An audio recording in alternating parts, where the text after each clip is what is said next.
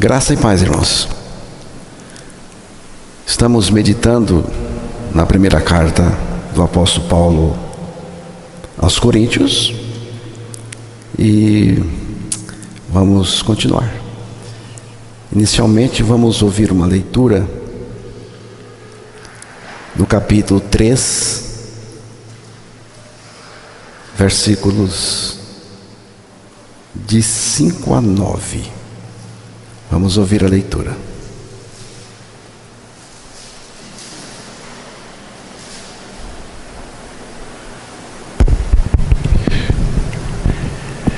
Quem é Apolo e quem é Paulo, servos por meio de quem crestes, e isto conforme o Senhor concedeu a cada um. Eu plantei, Paulo regou, mas o crescimento veio de Deus. De modo que nem o que planta é alguma coisa, nem o que rega, mas Deus que dá o crescimento. Ora, o que planta e o que rega são um, e cada um receberá o seu galardão, segundo o seu próprio trabalho. Porque de Deus somos cooperadores, lavoura de Deus, edifício de Deus sois vós. Que Deus revele sua palavra aos nossos corações. O apóstolo Paulo, ele vem considerando a cruz de Cristo, como o verdadeiro ponto de partida da vida cristã. Para ele, a cruz não é apenas o lugar onde Cristo morreu por nós, mas também onde nós morremos com Ele. Este é um ponto que nós precisamos perceber bem, diferenciar bem, que Cristo morreu por nós na cruz, mas lá Ele nos levou a morrer com Ele do ponto de vista espiritual, porque o velho homem, o pecador, a velha natureza, ela precisa morrer. Ali, na cruz, não apenas Cristo morreu por nós, mas também nos levou a morrer com Ele. A cruz é o início de tudo, onde o velho eu, arrogante, soberbo, perverso, é crucificado e uma nova vida começa. Não mais eu, mas Cristo vive em mim. Esse Cristo vive em mim, esse vive em mim, é pela nossa ressurreição juntamente com Ele. Não estou aqui falando de ressurreição do corpo, da matéria, não. A ressurreição de Cristo que aconteceu e a nossa ressurreição juntamente com Ele do ponto de vista espiritual. Nós estamos ressuscitados com Ele, Ele está em nós vivendo a vida dele. Sem a cruz não há novo nascimento, apenas uma adaptação religiosa. A verdadeira jornada com Deus começa ali, com a morte do eu e o nascimento, o renascer de uma nova criação em Cristo. É na cruz que o homem velho morre e uma nova vida começa. Quando eu falo assim, homem velho, eu não estou falando de uma idade antiga, de uma idade avançada. Eu estou falando de uma velha natureza, natureza pecadora, perversa, aquela coisa ruim dentro das pessoas. Elas nascem com isso. E isso precisa morrer para que essa pessoa fique liberta. Então, fora da cruz, não há regeneração. Apenas uma reforma exterior. A verdadeira fé nasce da morte com Cristo e prossegue em novidade de vida. Havia na comunidade de Corinto pessoas que ouviram e aceitaram ouviram o evangelho que Paulo foi lá pregar. Essas pessoas ouviram, aceitaram, mas de modo superficial. E não nasceram de novo. Apenas se adaptaram ao ambiente cristão. Isso é comum acontecer. Passaram a frequentar igreja, adotaram a cultura cristã externa, mas não passaram pela cruz. A cruz de Cristo, com Ele, nele. Não houve morte com Cristo, nem nova vida. Estavam na comunidade, no grupo, mas não em Cristo. Por isso, agiam como carnais, como vimos aqui da última vez. Paulo os chamou de carnais, dominados por invejas e contendas. Essa carnalidade se manifestava, entre outras coisas, na idolatria de líderes humanos. Como você viu no texto, a leitura, eu sou de Paulo, eu sou de Apolo. Apolo era outro pregador que também pregou ali na comunidade de Corinto. Mas a raiz da questão não estava em Paulo ou Apolo, e sim no coração carnal que trocava a centralidade de Cristo pela admiração de homens. E é aí que Paulo começa no versículo 5, que vamos ouvir novamente a leitura deste versículo 5. Quem é Apolo e quem é Paulo? Servos por meio de quem crestes, e isto conforme o Senhor concedeu a cada um. A palavra grega, traduzida aqui como servos ou ministros, conforme outra tradução,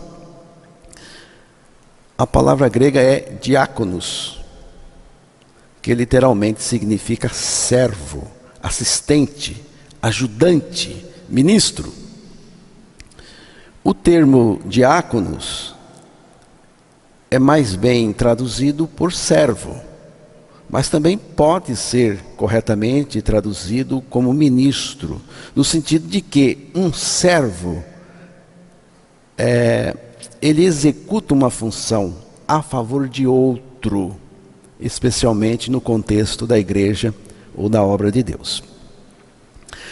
No Novo Testamento, a palavra diáconos nunca é usada para indicar uma posição de autoridade elevada, mas sempre de serviço humilde e funcional.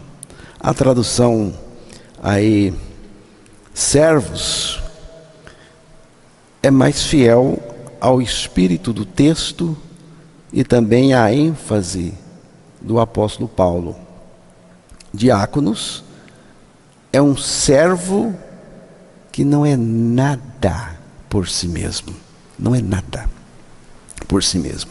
A palavra usada por Paulo em 1 Coríntios 3,5 é diáconos, que no contexto da época descrevia alguém que não possuía status, nem autoridade própria. Era alguém designado para servir, não para ser exaltado. Porque as pessoas gostam de exaltação. Mas na obra de Deus, no reino de Deus, o caráter do servo é esse. Ele está para servir e não para ser exaltado. Um servo nesse sentido não se comanda. Não toma decisões por si. Não busca conhecimento, nem honrarias. Vive a serviço do outro, executando ordens, não seus próprios desejos. Preste atenção aqui, porque isso é muito importante. Porque tem gente que obedece os seus desejos, achando que está fazendo a vontade de Deus. Mas a vontade de Deus é outra coisa. Outra coisa. E o servo, ele está para executar a vontade de Deus. Ou seja, não é nada em si mesmo. E isso está profundamente ligado, conectado, adequado à mensagem da cruz, que o apóstolo Paulo vem enfatizando aqui nesta carta. A cruz, o lugar onde o eu foi reduzido a nada. Quando Paulo pergunta: quem é Paulo? E quem é Apolo? Ele não está sendo modesto, mas está afirmando teologia pura. Diante da cruz, somos nada. Nada. Na cruz, o velho eu foi crucificado. Já estou crucificado com Cristo e vivo não mais eu, mas Cristo vive em mim. É o que diz a palavra de Deus em Gálatas capítulo 2, versículo 20. Lá na cruz do Calvário, Deus não melhora o homem natural. O pecador, ele crucifica. O pecador precisa ser crucificado. Ali, na cruz, Deus reduz a nada para que Cristo seja o nosso tudo. Cristo é o tudo de Deus para o meu nada, para o nosso nada. Nosso.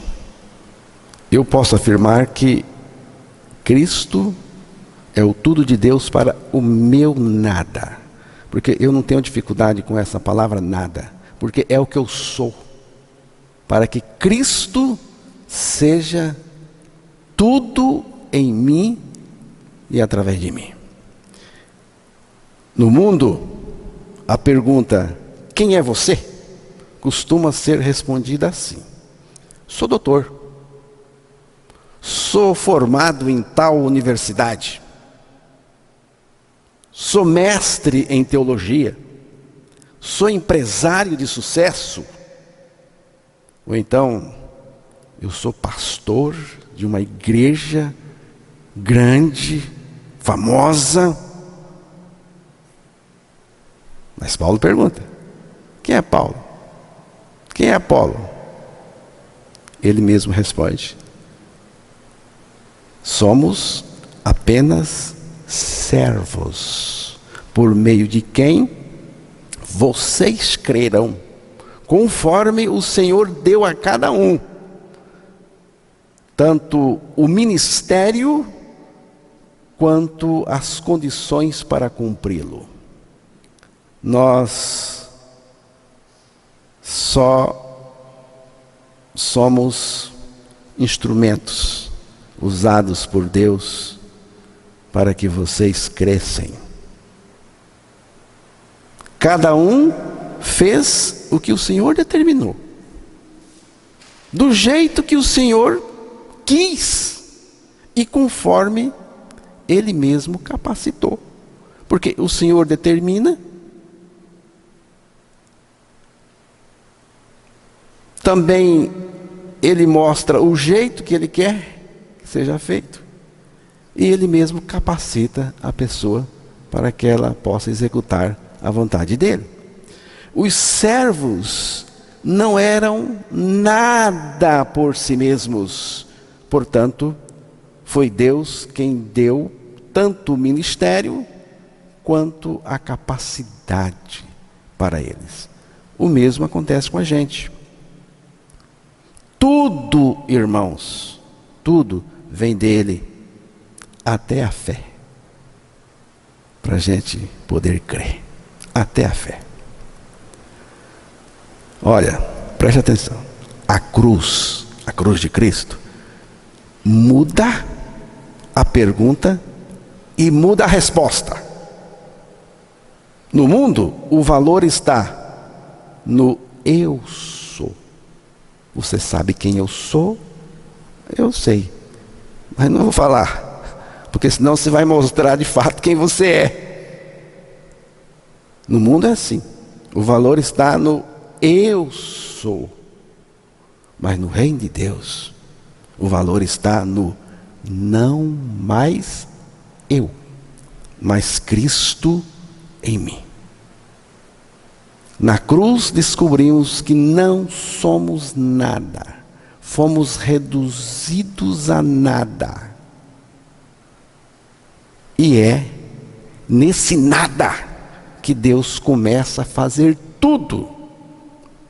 Quando deixamos de ser alguma coisa, Cristo se torna tudo em nós e para nós.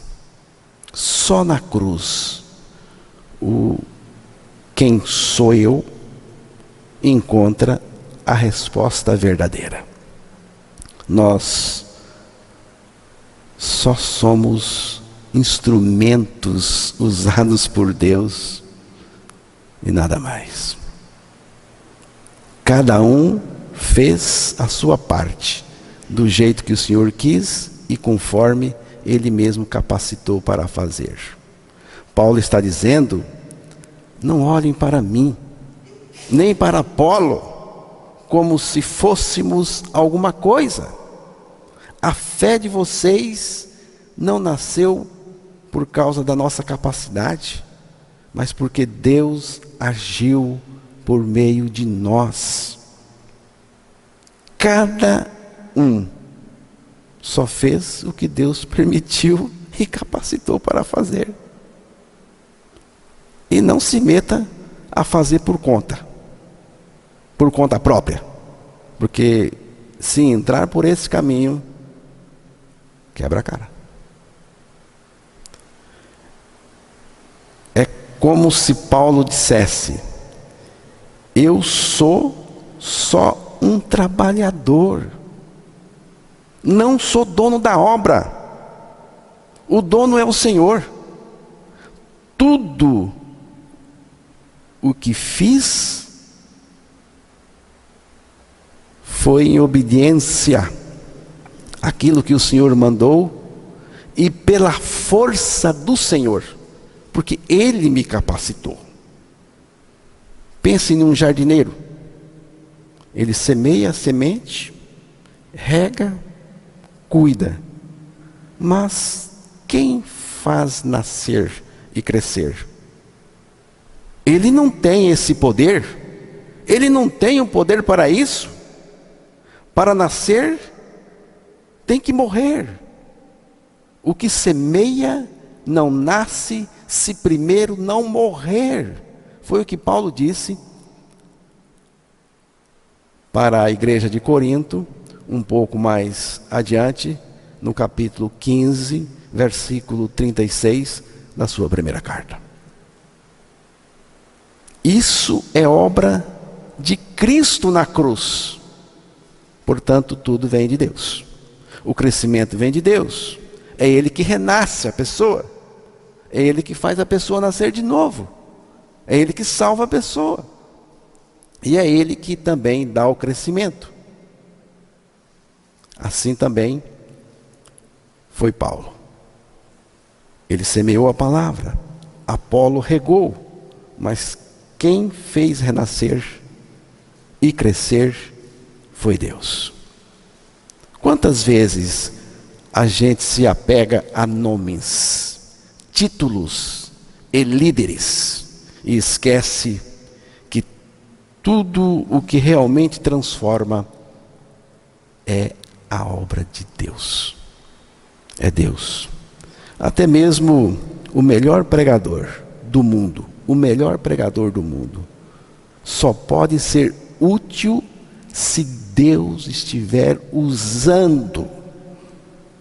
O foco precisa estar sempre em Cristo, irmãos. Aqui eu tenho feito isso há anos, mostrando que o centro é Cristo, mostrando para onde você precisa olhar, onde você tem que estar. Cristo. Ele é quem dá a palavra, que dá a força, que dá o crescimento. O resto é vaso. É vaso. E vaso não recebe mérito. Assim como um bisturi é essencial numa cirurgia, ele mesmo não tem poder algum. Ele não pensa, não escolhe, não cura. Mas nas mãos certas faz toda a diferença. Um bisturi nas mãos de um cirurgião salva vidas. Mas ninguém agradece ao bisturi depois da operação. Né, Valdir? Acho que ele nem usou bisturi em você, né? O mérito vai todo para o médico que soube usá-lo com sabedoria. Da mesma forma, irmãos, Paulo e Apolo, e nós também, eles eram, e nós somos, só instrumentos úteis, sim, mas nas mãos de Deus. O mérito, o poder, a sabedoria e o resultado vem de quem os usa, o Senhor, vem dele. Por isso, toda a atenção deve estar em Deus, em Cristo, e não nos instrumentos que Ele usa. Não é para mim que tem que olhar, não é para o irmão, é para Cristo, aquele que vive no irmão, que vive em mim e que nos usa para o louvor dEle. Por isso, toda a atenção deve estar nele, no Senhor. Eu penso, irmãos, que era isso que Paulo queria que a igreja de Corinto compreendesse naquele momento. Quem sou eu? Quem é Paulo? Paulo responde de forma totalmente diferente. Um servo, um nada, um canal, um instrumento, é a resposta de Paulo. Na cruz, fomos reduzidos a nada, para que Cristo fosse o nosso tudo. Então, o servo não vive de si, nem para si. Ele é um nada, mas um nada com propósito. É um nada, mas um nada com propósito. Um canal da ação de Deus, onde Cristo é tudo em mim e para mim. Paulo rebaixa deliberadamente sua posição e também a de Apolo. Eles não são senhores, nem fundadores de igreja, nem os donos da igreja. Porque tem gente que pensa que é dono da igreja, né? Mas a igreja verdadeira só tem um dono. E esse dono é Deus, é Jesus Cristo. Somos apenas servos, diáconos, instrumentos, meios pelos quais Deus operou. E mesmo essa operação de Paulo, de Apolo, nossa, é uma operação conforme o que o Senhor concedeu a cada um. Prestou atenção? Conforme o que o Senhor concedeu a cada um. Então, não precisa ficar se medindo, se comparando com o outro. Não precisa. Até o ministério é dom e graça de Deus. A questão é quando o coração carnal, pecaminoso, começa a supervalorizar os instrumentos e esquecer o autor, o Senhor. Quando olhamos para os homens com admiração exagerada, deixamos de ver Cristo como centro. Quem é o pregador? Quem é o líder? Quem é o pastor? Nada. Apenas um canal pelo qual Deus fala. E se for além disso, torna-se um obstáculo. Deus nos chama a discernir os instrumentos sem idolatrá-los. O pastor dessa igreja é Jesus. O dono dessa igreja é Jesus. Quem cuida dela bem é Jesus. Essa igreja é de Jesus.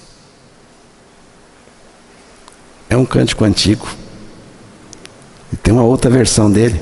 O pastor dessa igreja é Jesus. O dirigente dessa igreja é Jesus. Ficaram decepcionados? Jesus dá conta. Dá conta de tudo. Dá conta de você, de mim, da igreja toda e da sua igreja no mundo inteiro. Fique tranquilo. Quem é você? Estou perguntando para você. Quem é você? Ah, eu sou. Não. Eu sou instrumento. Sou vaso. Eu sou um vaso. Que o Senhor me use. Quando Ele quiser. Do jeito que Ele quiser. Onde Ele quiser.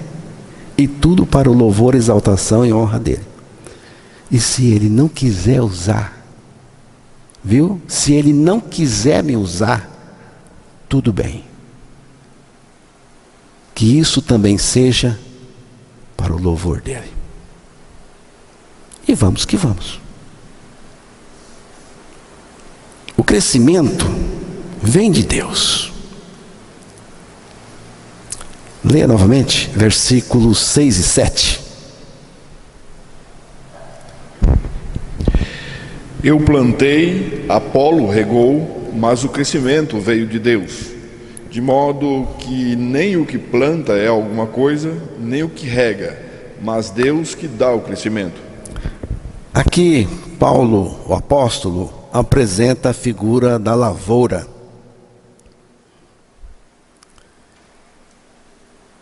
Da lavoura. A lavoura é um mistério. Porque na lavoura é preciso depender de Deus. Que você semeia semente. E você pode fazer tudo que você pode fazer. Mas para nascer depende de Deus. O agricultor deveria ser um homem que olhasse para Deus. Que dependesse de Deus. E aqui Paulo fala que um semeou, o outro regou. Mas o mais importante é saber que nenhum deles, nem Paulo e nem Apolo, é coisa alguma, entenderam? Isso é importante saber. Mas Deus que dá o crescimento. Você precisa morrer. morrer em Cristo na cruz, para perder essa bestice, essa arrogância, que acha que é alguma coisa. Tanto o nascer da semente, quanto o crescimento, é um milagre, é vida, e só Deus pode dar vida. A obra de Deus não é movida por estratégias, por esforço humano, por técnica, mas pela operação do Espírito Santo, pelo mover do Espírito Santo. Isso nos ensina a dependência. Se Deus não operar, tudo é vão.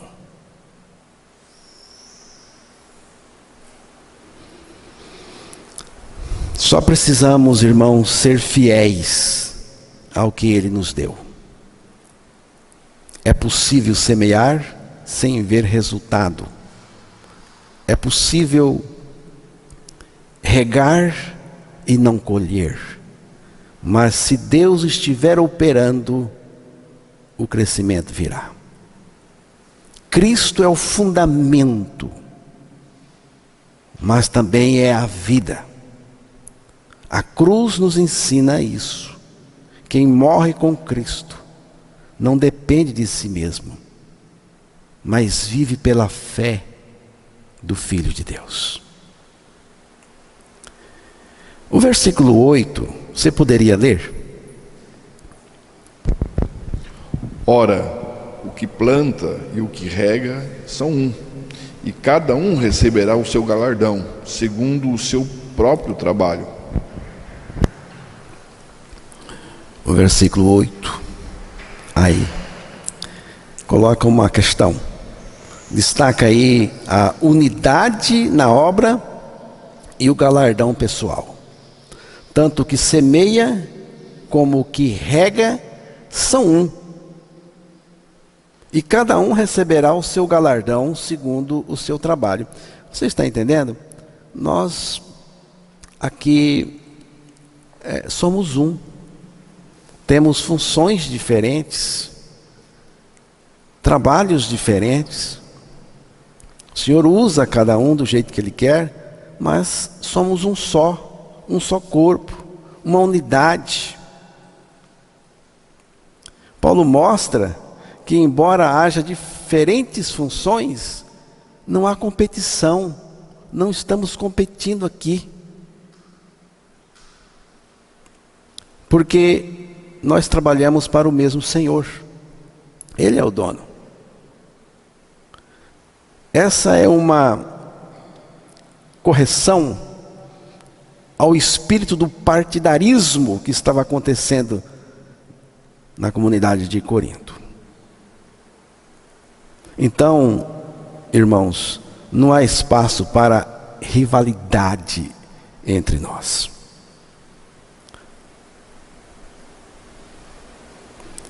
Mas tem uma questão aqui que eu queria destacar. Cada um receberá o seu galardão. Deus não mede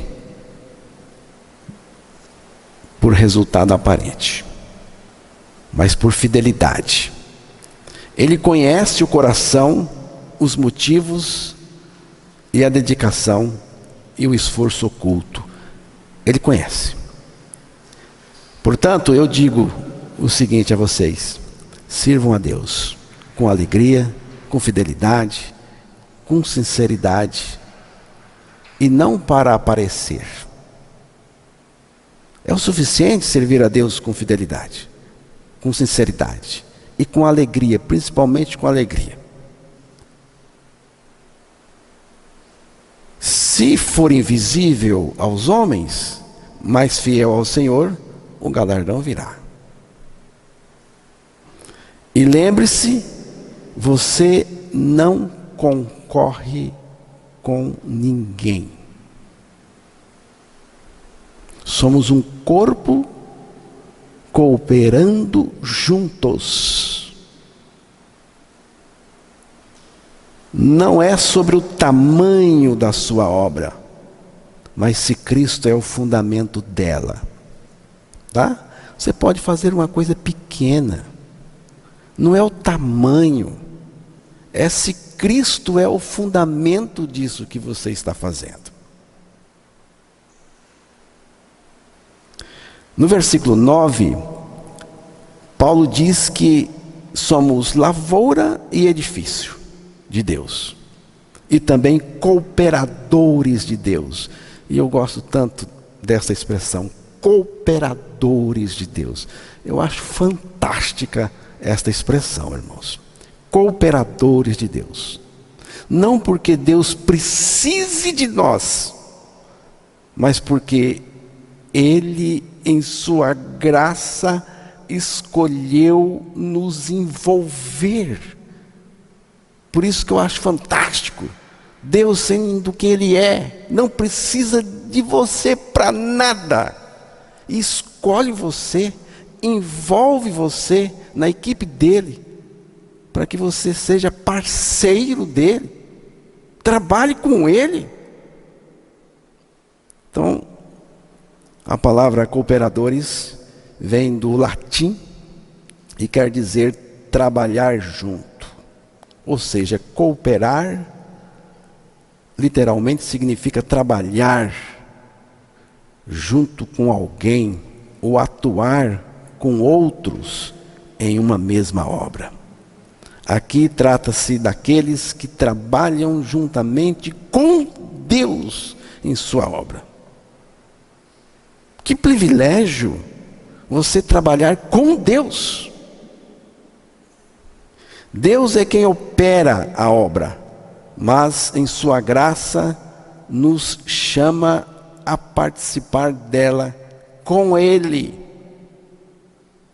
Não é parceria de igualdade, mas de dependência. Deus é o autor, nós somos instrumentos.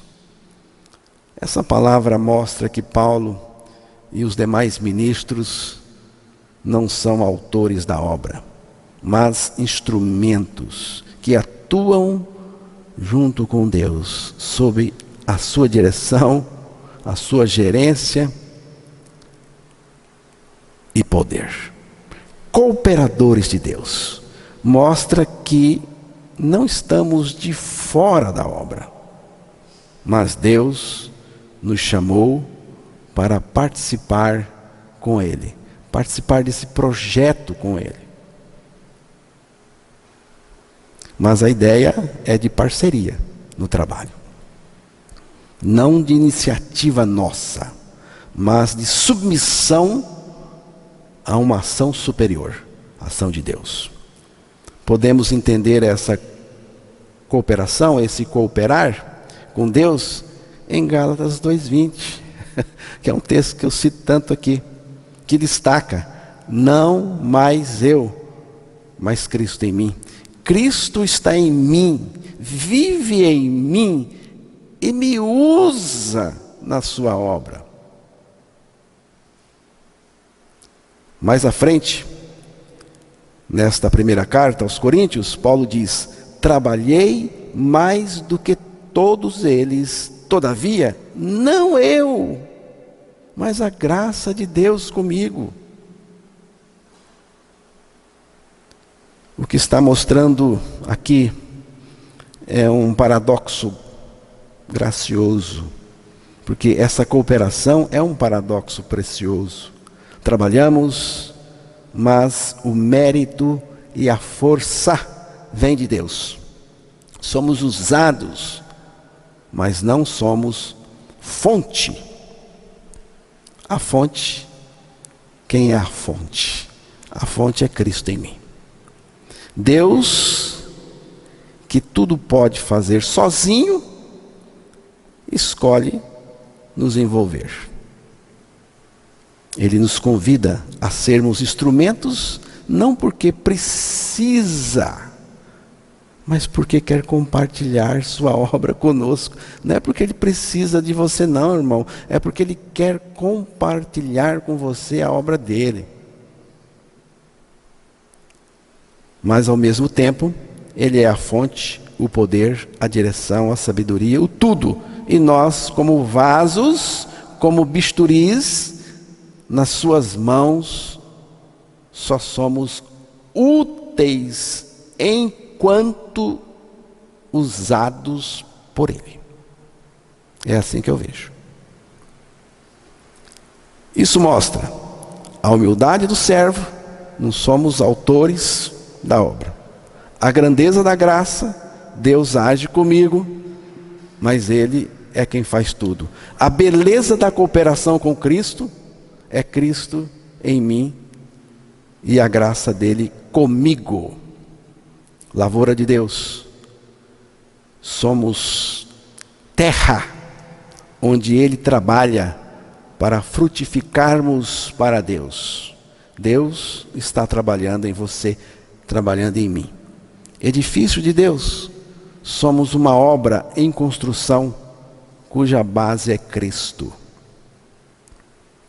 Essas duas figuras revelam algo profundo. Como lavoura, precisamos ser quebrados, arados, preparados. A cruz faz isso. Porque ninguém vai semear no carrapicho, na terra bruta. Precisa ser trabalhada, quebrada, cultivada. E a cruz faz isso no solo que sou eu. Você já se permitiu que a cruz quebrasse o seu terreno? Terreno duro, coração de pedra. Tem que ser quebrado, senão não nasce nada aí. Você está sendo edificado sobre Cristo ou sobre outra base? E o responsável pelo crescimento de uma pessoa que nasceu de novo é Deus. Como edifício, precisamos ser edificados sobre o fundamento certo, que é Cristo. Somos a construção de Deus. O fundamento dessa construção é Cristo mesmo. Tudo é dele, nada nosso.